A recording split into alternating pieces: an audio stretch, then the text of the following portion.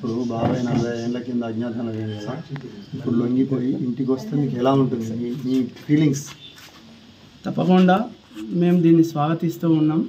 కాకపోతే మేము పుట్టకముందే ఆయన వెళ్ళిపోవడం జరిగింది. తదనంతరము ఇద్దరు బాబాయిలను కూడా ఎన్నడూ కూడా మేము చూసి ఎరిగిన వాళ్ళం కాదు. బాబాయికి పిల్లల యొక్క ప్రేమ, కుటుంబం యొక్క ప్రేమ, అదేవిధంగా కుటుంబం కూడా బాబాయికి కుటుంబం యొక్క ప్రేమను కూడా దూరం చేసుకొని ఎంతో నిస్వార్థంగా ఇన్ని సంవత్సరాలు ఆయన నమ్మిన సిద్ధాంతాల కోసం, ఆశయాల కోసం పనిచేసిండు.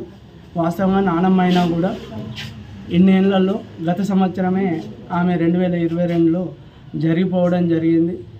ఆమె పోయేసరికి కూడా ఒక్కసారైనా కూడా తన కొడుకులను చూసుకోవాలి అని ఎంతో మదనపడుతూ చివరికి ఆమె జరిగిపోవడం జరిగింది. ఇవాళ వస్తున్నారు అని ఇంతమంది పాత్రికేయులు వచ్చి చెప్తూ ఉంటే ఒకవైపు నమ్మశక్యంగాను, మరోవైపు నమ్మశక్యం కాకుండా ఉంది.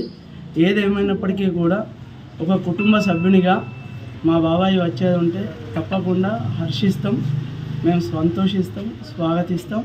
వృద్ధాప్యం వచ్చింది, ఇన్ని రోజులు తాను ఈ సమాజం కోసమే పాటుపడ్డాడు.